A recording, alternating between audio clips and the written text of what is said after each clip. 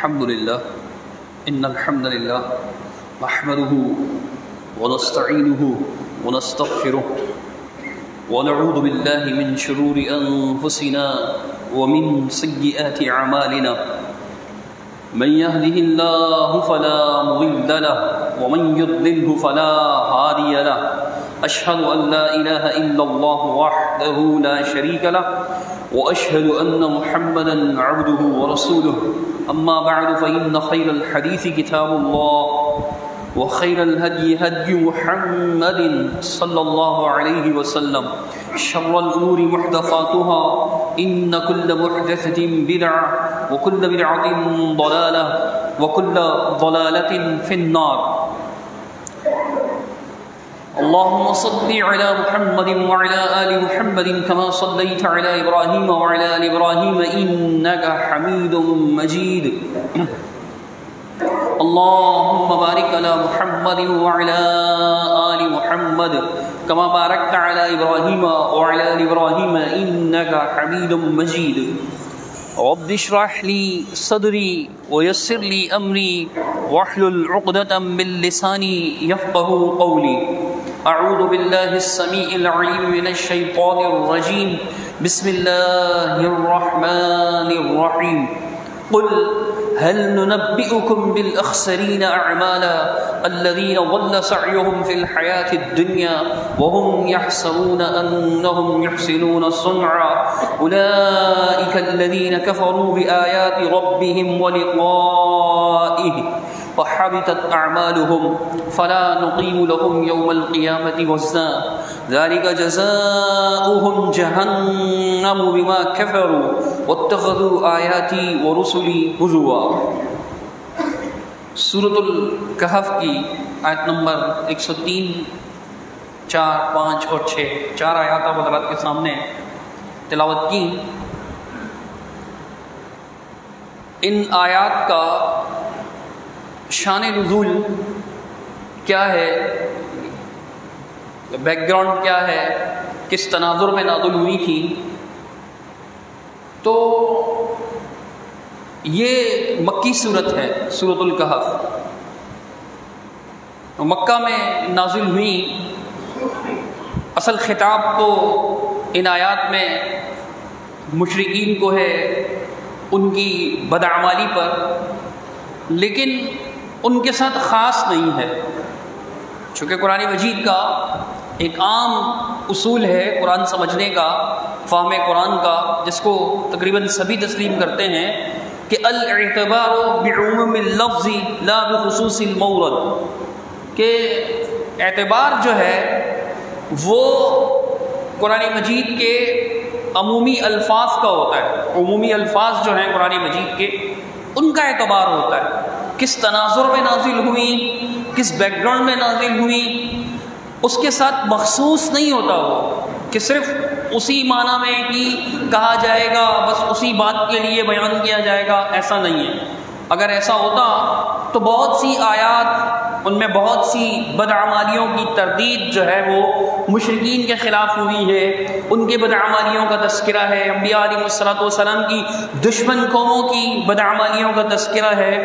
تو اگر ہم مخصوص کر دیں گے تو اس کا مطلب یہ ہوگا کہ پھر کیا ہمارے لیے ان میں ہدایت کا سامان نہیں ہے؟ ایسا نہیں ہے. اور اسی طرح صحابہ کرام کے فہم سے بھی ہمیں یہی چیز معلوم ہوتی ہے. چنانچہ صحیح بخاری شریف کتاب التفسیر سورۃ الکہف کی، اس میں باب قولہ قل هل ننبئکم بالاخسرین اعمالا، یعنی اسی آیت پر امام بخاری رحمۃ اللہ علیہ نے باب قائم فرمایا. حدیث نمبر 4728 ہے.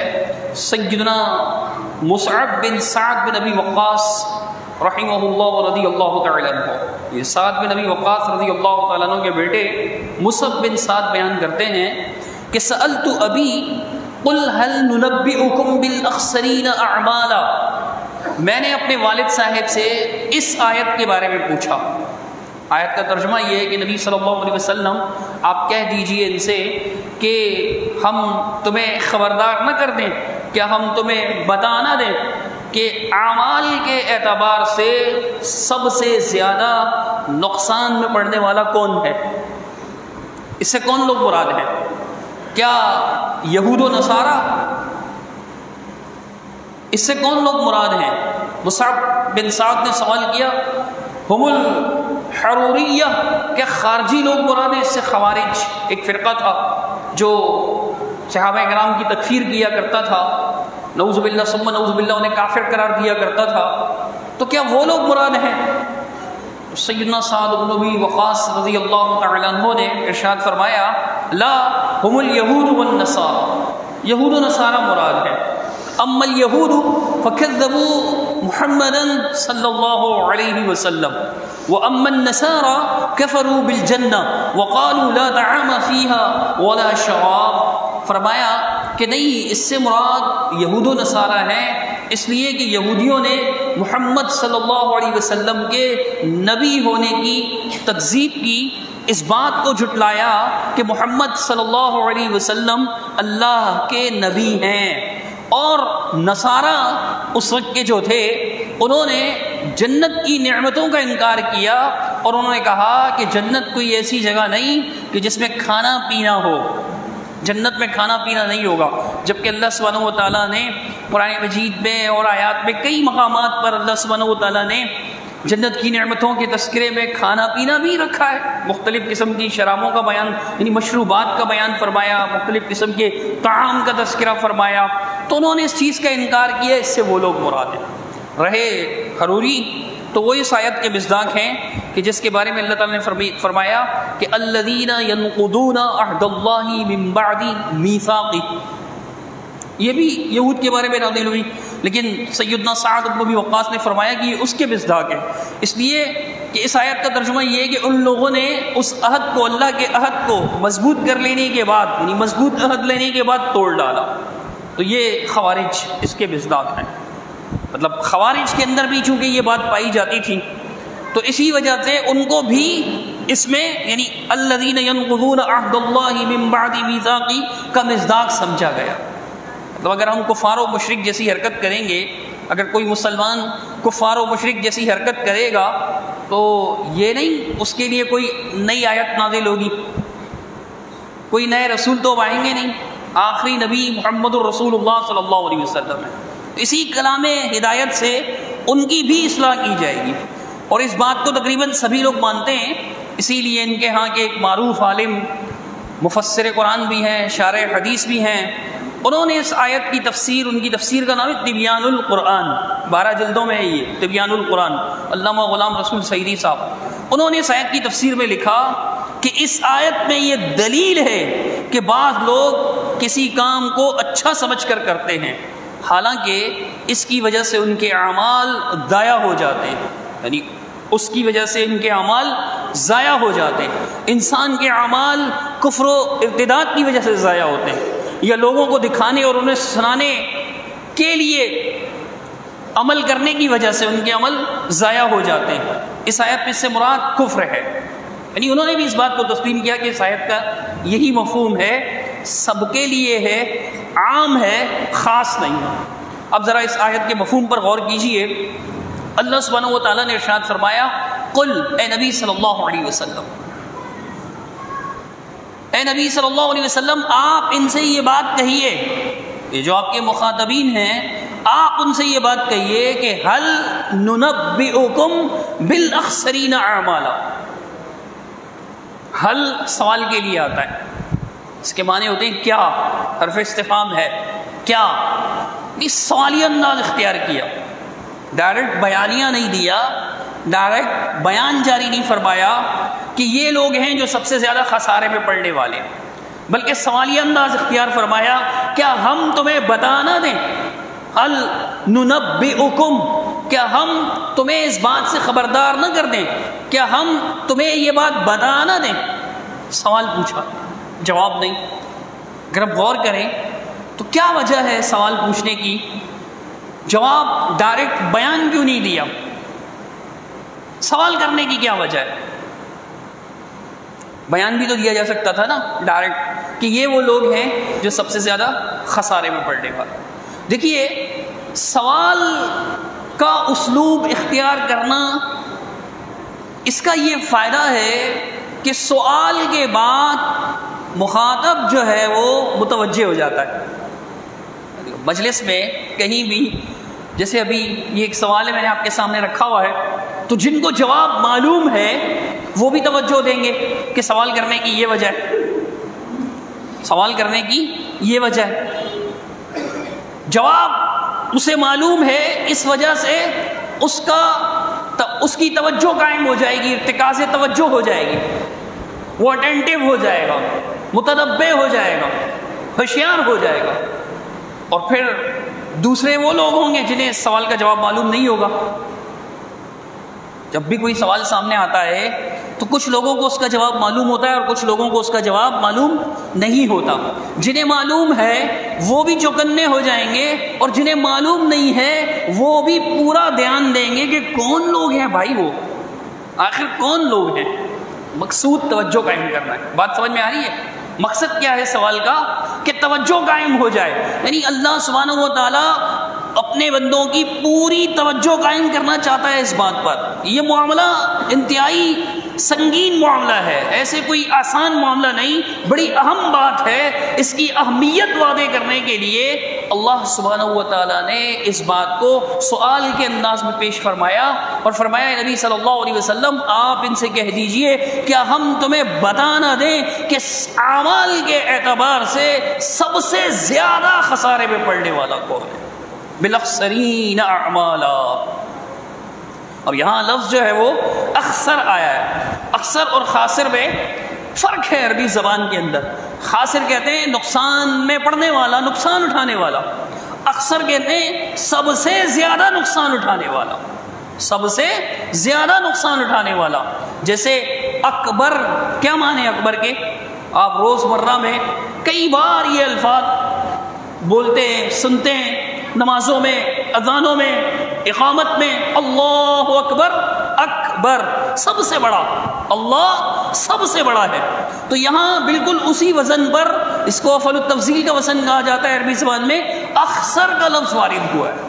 اخسر، الف خا سین را، اخسر سب سے زیادہ خسارے میں پڑنے والے لوگ، اس کی جمع ہے. الاخسرون حالت رفیع میں ہوتا ہے اور نصبی جر میں پھر اخسرون، اخسرین ہو جاتا ہے. تو یہ اخسرین یعنی اخسر کی جمع ہے، سب سے زیادہ نقصان اٹھانے والے لوگ کون ہیں؟ صرف نقصان اٹھانے والے نہیں، سب سے زیادہ نقصان، سب سے زیادہ خسارہ اٹھانے والے، سب سے زیادہ خسارے میں پڑنے والے، سب سے زیادہ لاس کا شکار ہونے والے اعمال کے اعتبار سے. یہ بے عمل لوگوں کی بات نہیں ہو رہی کہ بے عمل لوگ ریلیکس ہو جائیں گے، ہماری بات نہیں ہو رہی. یہاں توجہ کرنا ہے ہر اس شخص کو جو اعمال کرتا ہے. بے عمل کے لیے تو کوئی مشکل ہی نہیں ہے نا، وہ تو عمل ہی نہیں کرتا. ایسا نہیں ہے کہ عمل نہیں. جیسے مثال کے طور پر عموماً ایسا ہوتا ہے، اذان ہو رہی ہے، ہم کہیں اپنے دکان میں بیٹھے ہوئے ہیں، کارخانے میں بیٹھے ہوئے ہیں، دوستوں کی گپ شپ کی مجلس میں بیٹھے ہوئے ہیں، یا کہیں سیر سپاٹے کو نکلے ہوئے ہیں، یا کہیں راستے میں کسی کام سے جا رہے ہیں، اذان ہو رہی ہے، مسجد قریب ہے، معلوم ہے جماعت کا فلاں وقت ہے، نماز پڑھنے جانا ہے، لیکن کوئی فرق ہی نہیں پڑتا اسے. اس کی بلا سے اذان ہوتی رہے، روزانہ 5 وقت اذانیں سنتا ہے، لیکن کان نہیں دھرتا، دھیان نہیں دیتا. اس کے ذہن میں خیال تک نہیں آتا کہ مسجد چلا جاؤں، نماز پڑھ لوں. اسے نماز کی فکر نہیں ہوتی. اور ایسے بھی لوگ ہیں اذان سنتے ہیں فوراً جو ہے نا وہ اپنے کام سمیٹ کر مسجد پہنچتے ہیں. ایسے بھی لوگ ہیں نا، تمام کاموں کو چھوڑ کر نماز کی تیاری کرتے ہیں. کچھ لوگ گھر پر، دکان پر یا اپنے کام کی جگہ پر سنتیں وغیرہ پڑھ کر مسجد پہنچ جاتے ہیں، کچھ آ کر کے مسجد میں سنتیں پڑھتے ہیں. تو یہ کن لوگوں کے بارے میں؟ ان لوگوں کے بارے میں جو اذان سن کر بالکل توجہ ہی نہیں دیتے، یا وہ لوگ جو اذان سننے کے بعد توجہ دیتے ہیں، صرف نماز ہی کا نہیں باقی تمام اعمال بھی بجا لاتے ہیں، باقی تمام اعمال بھی کرتے ہیں. یہ بات عمل کرنے والوں کی ہو رہی ہے. فرمایا قل، اے نبی صلی اللہ علیہ وسلم آپ ان سے کہہ دیجئے هل ننبئکم بالاخسرین اعمالا، کہ ہم تمہیں بتانا دیں کہ اعمال کے اعتبار سے عمل کرنے والے سب سے زیادہ اعمال کے اعتبار سے خسارے میں پڑنے والے کون ہیں. پھر خود ہی اس سوال کے بعد اللہ سبحانہ تعالیٰ نے اس کا جواب اگلی آیت میں بیان فرمایا کہ الذین ضل سعیہم فی الحیات الدنیا، یہ وہ لوگ ہیں کہ جن کی ساری کی ساری کوشش، سعی کہتے ہیں تگ و دو کو، بھاگ دوڑ کو، کوششوں کو، محنت کو، کاوشوں کو جو انسان کرتا ہے، ان کی ساری کی ساری کوششیں، ان کی ساری کی ساری بھاگ دوڑ، اعمال کے اعتبار سے، کام کے اعتبار سے، عمل کے اعتبار سے، ان کی ساری کی ساری کوشش، ان کی ساری کی ساری تگ و دو، ان کی ساری کی ساری بھاگ دوڑ، ان کی ساری کی ساری محنت واللہ رائگاں جاتی ہے، ضائع ہو جاتی ہے۔ فی الحیات الدنیا، دنیا ہی کی زندگی میں ساری محنت اکارت گئی، دنیا ہی کی زندگی میں اس کی ساری محنت برباد ہو کر رہ گئی، اس کی ساری محنت برباد ہو کر رہ گئی۔ سب سے زیادہ نقصان میں پڑنے والا یہ ہے۔ اور آگے اللہ فرماتا ہے حالانکہ عمل کرنے کے بعد ان کا خیال کیا ہوتا ہے، وَهُمْ يَحْسَبُونَ أَنَّهُمْ يُحْسِنُونَ صُنْعًا، حالانکہ ان کا یہ گمان ہوتا ہے کہ ہم تو بہت اچھے بڑے زبردست کارنامے انجام دے رہے ہیں۔ یحسنون صنعا، بہت اچھا کام کر رہے ہیں، زبردست کام کر رہے ہیں، ان کا گمان یہ ہوتا ہے۔ اور ساری محنت ان کی اس دنیا کے لیے ہوتی ہے، ساری محنت ان کی اس دنیا کے اندر ضائع ہو کر رہ جاتی ہے۔ اس کے دو مفہوم ہیں، ایک وہ جو ساری کوششیں صرف دنیا کے لیے کرتا ہے، ایک مفہوم تو اس کا یہ بھی ہے، اور ایک مفہوم اس آیت کا یہ بھی ہے کہ وہ ساری محنت جو اس نے کی ہے آخرت کے حوالے سے، جتنی بھی محنت کی ہے وہ ساری اس دنیا میں ضائع ہو کر رہ جاتی ہے۔ آخرت میں جب وہ اللہ کے سامنے پیش ہوگا تو اس کے پلے کچھ بھی نہیں ہوگا، اس کے پلے کچھ بھی نہیں ہوگا، اس کے پاس کچھ بھی نہیں ہوگا، نیکیوں میں سے نامہ اعمال میں کچھ بھی نہیں ہوگا۔ حالانکہ دنیا میں ان کا گمان کیا تھا، وَهُمْ يَحْسَبُونَ، ان کا یہ گمان تھا، ان کا یہ خیال تھا، ان کی یہ سوچ تھی، وہ یہ سمجھتے تھے کہ أَنَّهُمْ يُحْسِنُونَ صُنْعًا، وہ بڑے زبردست کارنامے انجام دے رہے ہیں۔ لیکن حقیقت یہ ہے کہ ساری کی سارے کارنامے ان کے، ساری کی ساری محنتیں ان کی دنیا میں رائگاں ہو کر کے رہ گئی۔ امام ابن کثیر رحمہ اللہ اور بھی بہت سے مفسرین نے یہ بات نقل کی۔ امام ابن کثیر رحمۃ اللہ علیہ فرماتے ہیں کہ یہ وَإِنَّمَا هِيَ عَامَّةٌ فِي كُلِّ مَنْ عَبَدَ اللَّهَ عَلَى غَيْرِ طَرِيقَةٍ مَرْضِيَّةٍ، فرمایا کہ یہ آیت ہر اس فرد کو شامل ہے جو اللہ تعالیٰ کی عبادت ایسے طریقے کے مطابق کرتا ہے جو طریقہ اللہ سبحانہ و تعالیٰ کا پسندیدہ نہیں ہے،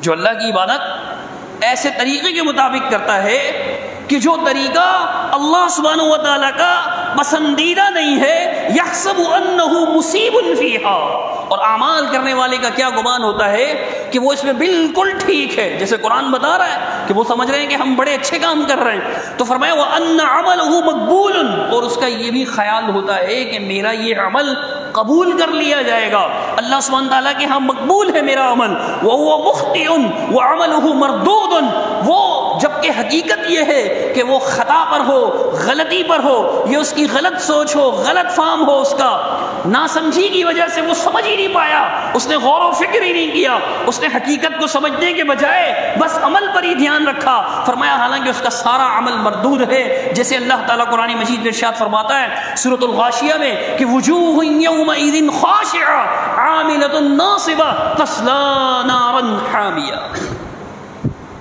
کہ اس دن جب قیامت واقع ہو جائے گی، حل اتاک حدیث الغاشیہ، جب قیامت واقع ہو جائے گی، جب گھیرنے والی، ڈھانپنے والی ہر چیز کو ڈھانپ لے گی، گھیر لے گی، تو فرمایا اس دن کیا ہوگا کہ اس دن کچھ چہرے خوف زدہ ہوں گے، خاشعہ، ڈر رہے ہوں گے، ان پر گھبراہٹ طاری ہوگی، ان پر گھبراہٹ طاری ہوگی، پریشان ہوں گے۔ یہ کون لوگ ہیں؟ عاملۃ ناصبہ، محنت سے عمل کرنے والے ہیں، محنت سے عمل کرنے والے، تصلی نارا حامیہ، یہ بھڑکتی ہوئی آگ میں ڈال دیے جائیں گے۔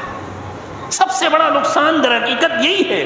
دیکھیں نا، ایک بندہ کام کے اعتبار سے دیکھ لیں، دنیاوی کام کے اعتبار سے، جو محنت کرتا ہی نہیں ہے، صبح کب ہوتی ہے اسے پتہ ہی نہیں، دوپہر کو آرام سے وہ اپنے بیڈ سے اٹھتا ہے، 2 بجے 3 بجے 4 بجے، کام پر جاتا ہی نہیں ہے، دکان کی طرف توجہ دیتا ہی نہیں ہے، کاروبار کی طرف اس کا کوئی دھیان ہی نہیں ہے، اسے اگر کوئی فائدہ نہ ملے تو وہ پریشان ہوگا؟ اس نے تو کچھ کیا ہی نہیں ہے نا، اسے تو اندازہ ہے، اس کو پتا ہے میرے جیسا سست آدمی جو اپنی جگہ سے بھی نہیں ہلتا اسے کچھ فرق پڑنے والا نہیں۔ اصل پریشانی، اصل نقصان کس کا ہے؟ جو بیچارہ صبح سے شام تک لگا رہتا ہے، رات کو دیر تک کام کرتا رہتا ہے، خیال بھی کرتا ہے، محنت بھی کرتا ہے، اس کے باوجود بھی اسے نقصان ہو، اصل نقصان ہی اس کا ہوتا ہے۔ تو اس آیات ان آیات میں عمل کرنے والوں کے لیے غور و فکر کی دعوت ہے۔ عمل کرنے والوں کو غور کرنا چاہیے کہ ان کی محنت جو ہے وہ کس جگہ پر چلی جا رہی ہے۔ صرف محنت مطلوب نہیں ہے کہ آپ محنت کرتے چلے جائیں، محنت کرتے چلے جائیں۔ بہت سے لوگ ہیں جو محنت کرتے ہیں لیکن صحیح جگہ پر محنت نہیں کرتے۔ یہ آیات ہر ایسے شخص کو جھنجھوڑتی ہیں، یہ آیات ہر ایسے شخص کو وارننگ دیتی ہیں، متنبہ کرتی ہیں، خبردار کرتی ہیں، آگاہ کرتی ہیں کہ عمل سے پہلے ایک بار سوچ ضرور لو کہ کس ڈگر پر عمل کر رہے ہو، کس طریق پر عمل کر رہے ہو، کس طریقے کے مطابق عمل کر رہے ہو۔ یہ طریقہ، یہ ڈگر اللہ کا پسندیدہ ہے یا نہیں؟ کہیں ایسا نہ ہو کہ قیامت کے دن ہم تو جزا کی سوچ کر جائیں اور پتہ چلے کہ سب کچھ برباد ہو کر رہ گیا، دنیا میں ہی سب ضائع ہو گیا، اللہ کے ہاں ان اعمال کی کوئی قدر و قیمت نہیں۔ اللہ سبحانہ تعالیٰ ہم سب کو محفوظ رکھے، ایسے لوگوں میں شامل ہونے سے بچائے کہ جن کی ساری محنت اس دنیا میں ضائع ہو جائے گی، تباہ و برباد ہو جائے گی، رائگاں ہو جائے گی اور آخرت میں کچھ حاصل نہیں ہوگا۔ اللہ تعالیٰ ہم سب کو اس سے محفوظ رکھے۔ اقول قولی ھذا استغفر اللہ۔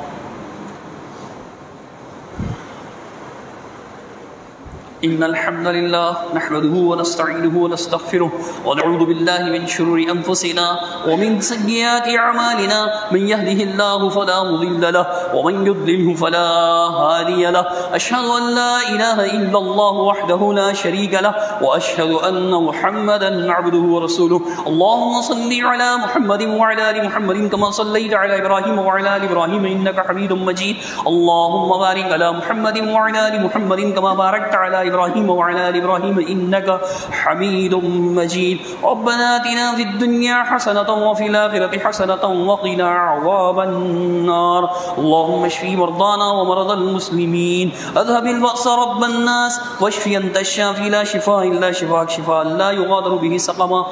تو وہ لوگ جن کے بارے میں رب کریم نے ارشاد فرمایا کہ انہیں ان کے اعمال دنیا میں برباد ہو جائیں گے، ایسے میں ہم میں سے ہر ایک کو غور و فکر کرنا چاہیے، سوچنا چاہیے کہیں ہم ان میں سے تو نہیں۔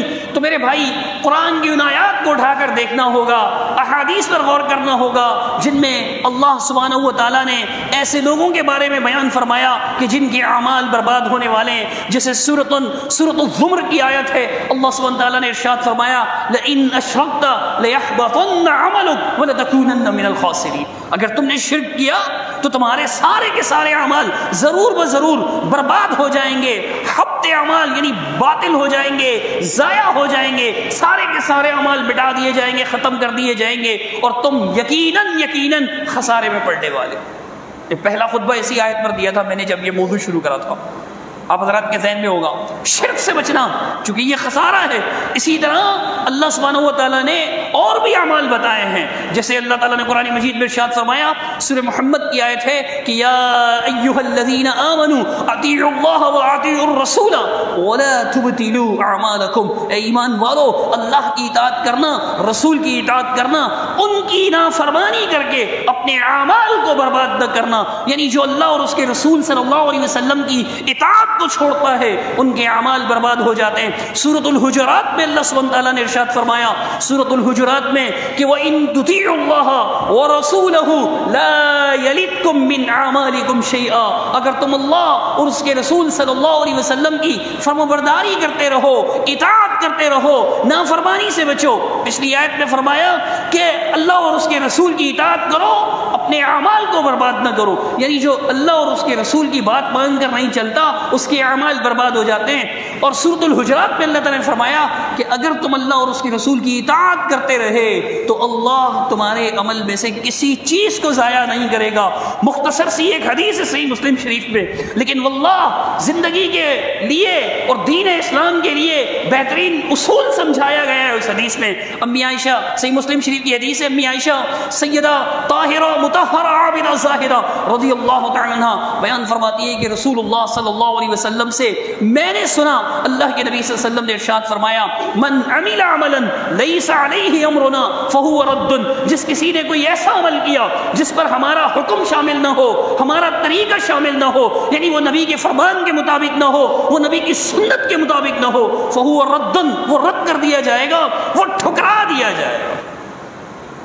اللہ کے رسول صلی اللہ علیہ وسلم نے اپنے صحابہ کو نصیحت فرمائی.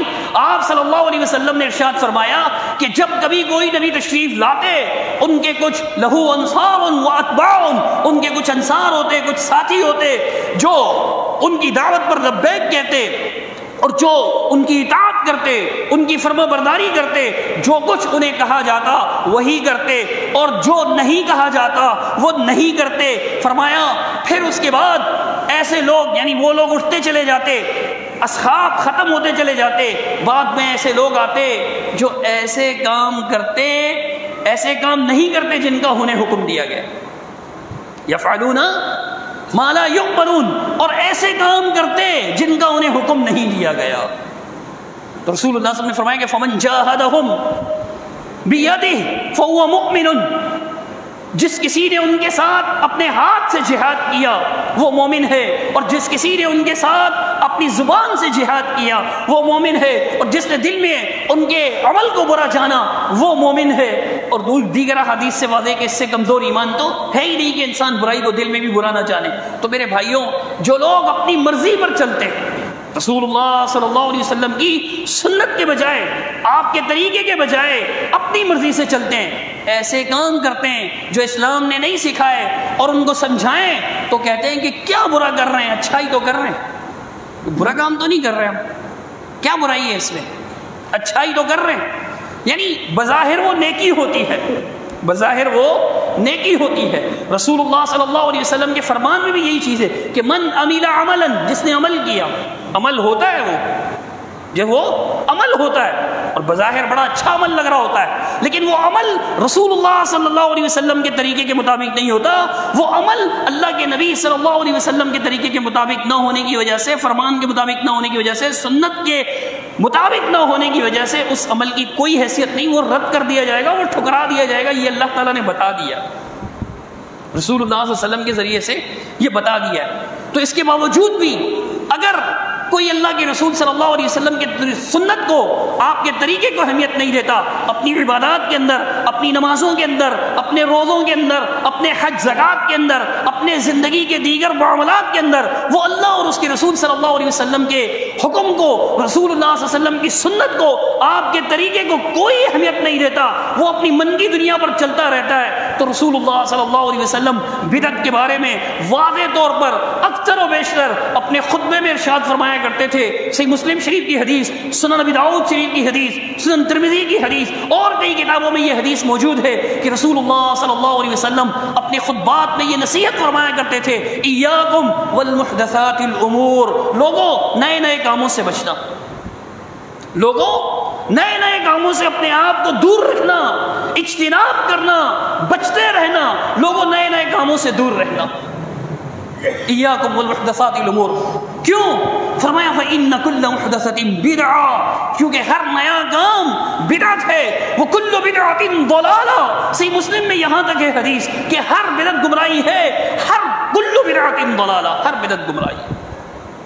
لیکن بدعتی سب سے زیادہ اس آیت کا مصداق ہے کہ جن کے بارے میں رب کریم نے ارشاد فرمایا کہ قل هل ننبئكم بالاخسرین اعمالا الذین ضل سعیهم فی الحیاۃ الدنیا وهم يحسبون انهم يحسنون صنعا.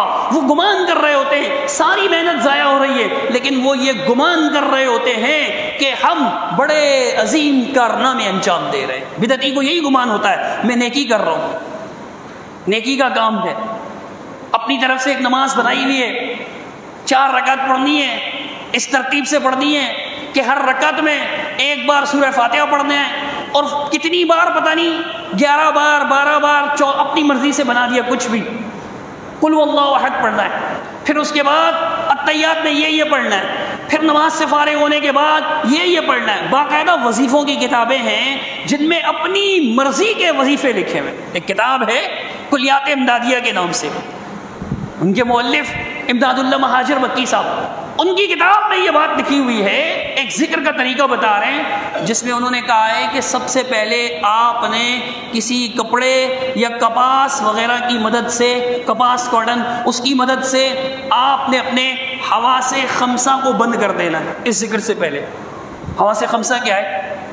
حواس خمسہ چکھنے کی صلاحیت. چلیں آپ منہ میں کپاس ٹھوس دیں گے پھر کچھ چکھ نہیں سکیں گے، ناک کے اندر بھی کپاس ٹھوس دیں گے تو کچھ سونگا نہیں جا سکتا، یہ بھی ایک حصے، یعنی سونگنے کی صلاحیت اور سننے کی صلاحیت. کانوں میں روئی ٹھوس دی، اب اس کے بعد آپ کچھ سن نہیں سکتے، حواس خمسہ بتا رہا ہوں. اور دیکھنے کی صلاحیت، آنکھوں پہ بھی آپ نے پٹی باندھ دی، آپ کچھ دیکھ نہیں پائیں گے.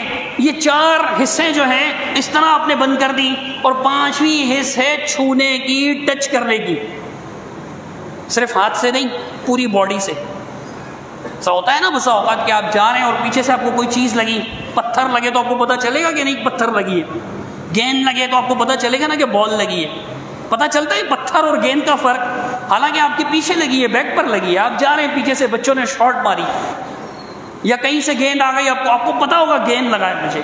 اگر مثال کے طور پر کوئی کرٹن، چھوٹا سا گتے کا پیکٹ آپ کے اوپر گرے تو آپ کو پتہ چلے گا نا گتے کا پیکٹ گرا ہے دیکھے بغیر، ٹچ سے. تو یہ کپاس سے یہ چھونا کیسے بند کرے گا وہ اپنا؟ کیا خود سارا کا سارا کپاس کے اندر اپنے آپ کو لپیٹ لے گا؟ تب بھی تو وہ کپاس کو چھو ہی رہا ہوگا نا. سمجھ میں نہیں آتا، لیکن بہرحال انہوں نے ایک یہ ذکر بنایا ہوا ہے اور کتاب کے اندر لکھا ہوا ہے. اس کتاب کو بڑا کلام ہدایت سمجھ کے پڑھا بھی جاتا ہے اور بڑے ٹاپ لیول کی تصوف کی کتاب سمجھا جاتا ہے، اس کو باور کروایا جاتا ہے. اور ایک دنیا ہے کہ ان کی مرید بنی ہوئی ہے، یعنی وہ تو فوت ہو چکے، پھر ان کے جو خلفاء تھے وہ بھی فوت ہو چکے ہیں، پھر شاید ان کے خلفاء بھی فوت ہو چکے ہیں، لیکن وہ سلسلہ پورا چل رہا ہے. امدادیہ سلسلہ پورا چل رہا ہے، ان کے مرید موجود ہیں. اور ان کتاب یہ ذکر نہ اللہ کا بتایا ہوا نہ رسول اللہ صلی اللہ علیہ وسلم کا بتایا ہوا، من مرضی سے یہ ذکر ایجاد ہوا. کلیات امدادیہ کے صفحہ 15-16 پر اس قسم کے کئی ذکر لکھے ہوئے اور آگے بھی کئی ذکر لکھے ہوئے. یہ سارے کے سارے من گھڑت ذکر ہیں، لیکن وہ اس میں ایسے یعنی جو کرنے والے ہیں ان کو سمجھا کر آپ تھک جائیں گے کہ بھائی یہ طریقہ نبی کی سنت کے مطابق نہیں، اس کا کوئی فائدہ حاصل ہونے والا نہیں. قرآن کی آیت پڑھتے رہیں گے، حدیث پڑھتے رہیں گے، لیکن وہ ڈٹا رہے گا کہ یار اچھا کام ہی تو کر رہا ہوں، ذکر ہی تو کر رہا ہوں. پھر عجیب و غریب طریقے، سانس روک دینا ہے، منہ بند کر دینا ہے اور ادھر سے اللہ کہنا ہے، ادھر سے اللہ کہنا ہے، سارے منہ بند کر کے باقاعدہ مجلسیں لگاتے ہیں. بعض پیر اس قسم کی مجلسیں لگاتے ہیں کہ سب منہ بند کر کے کہو اللہ، ہونٹوں کو دبا دو سختی سے، ہونٹ بند رہنے اور کہنا ہے اللہ اللہ اللہ. کبھی آپ کا، میں تو دیکھ چکا ہوں، کبھی آپ کا ایسی مجلس میں جانے کا اتفاق ہو تو آپ کو ایسا لگے گا کہ خطرناک قسم کے چوہوں کی لڑائی شروع ہو چکی ہے. کر کے دیکھیے گا آپ اکیلے میں. یہ ممبر ہے، ممبر کا تقدس مجھے اتنی گھٹیا حرکت کرنے کی اجازت نہیں دیتا، وگرنہ میں آپ کو کر کے بتاتا. آپ کبھی اکیلے میں صرف ایک لمحے کو ایسا کر کے دیکھیں، ہونٹ بند کر کے اللہ بولیں 2-3 بار، آپ دیکھیں کتنی عجیب و غریب قسم کی آواز نکلتی. اللہ لفظ نہیں نکلے گا، چوہوں کی لڑائی کی آواز نکل رہی ہوگی، شور نکل رہا ہوگا ایک عجیب و غریب قسم کا. اور اگر بہت سارے لوگ ایسے کریں اور پھر وہ لائٹ بند کر کے کرتے ہیں، کمرہ بھی بند ہوتا ہے، لائٹ بھی بند ہوتی ہے، کھڑکیاں بھی بند ہوتی ہیں، تو یقین کریں ایک ڈراؤنا منظر بن چکا ہوتا ہے. کیا آپ نے وہ ویڈیوز نہیں دیکھی جن میں باقاعدہ فرمائش کر رہے ہیں پیر کہ جی ہم کیا ہیں، ہم تو فلاں کے کتے، کتوں کا کام کیا ہوتا ہے جی بھونکنا ہوتا ہے، بھونکو، بھونکتے ہیں سب، باقاعدہ بھونکنے کی آواز، کتے کے بھونکنے کی آواز نکال رہے ہوتے ہیں. اللہ تعالیٰ ایسے لوگوں کو ہدایت دے. اور یہ دین کے نام پر ہو رہا ہے. اور کچھ لوگ کہتے ہیں کہ کتوں کا کام کیا ہوتا ہے، بھونکنا. صرف بھونکنے سے کام نہیں چلے گا. ویڈیو میں کلپس موجود ہیں، باقاعدہ وہ انسان اشرف المخلوقات ہونے کے باوجود وہ کتے کی طرح 4 زانوں چلتا ہے، یعنی اپنے ہاتھوں کو بھی ایسے بالکل وہ گھٹنے کے بل چلتا ہے کہ کتا ایسے چلتا ہے، ایسے چل کر بھونکو اور مزار پر آؤ. پیر صاحب کے ویڈیو موجود ہے یوٹیوب کے اوپر، آپ فنی کلپس کے اندر بھی دیکھ سکتے ہیں. یہ مولوی لوگ یعنی فنی مولوی کے اندر بھی دیکھ سکتے ہیں، اس کے اندر یہ چیزیں موجود، یہ کیا ہے؟ دین کے نام پہ کر رہے ہیں وہ. آپ ان کو سمجھائیں گے بھئی یہ کتوں کی سی حرکت کرنا، یہ بھونکنا، یہ عجیب و غریب آوازیں نکالنا، یہ اللہ کا ذکر نہیں ہے، یہ اللہ کو پسند نہیں ہے. جو طریقہ محمد رسول اللہ صلی اللہ علیہ وسلم کا ہے اس کے مطابق ذکر کرو تمہیں اجر ملے گا، لیکن وہ ماننے والے نہیں ہوں گے. تو اسی لیے سب سے زیادہ خسارے میں پڑنے والا وہ کون ہے کہ جس کے اعمال دنیا کے اندر برباد ہو جائیں، دنیا کے اندر ضائع ہو جائیں.